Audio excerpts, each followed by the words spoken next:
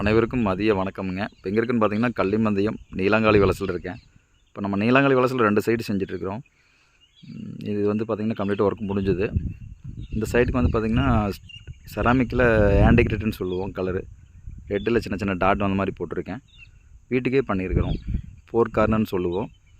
பார்த்திங்கன்னா 2 ஸ்டெப்பாக போட்டிருக்கேன்.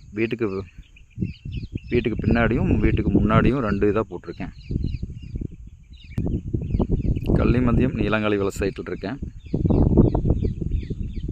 பார்த்திங்கன்னா 4 கார்னர் சொல்லுவோம். 4 மூலை 4 சைடு டேப்பர் பண்ணிவிட்டு ஒர்க் பார்த்திங்கன்னா கம்ப்ளீட்டாக முடிஞ்சுது.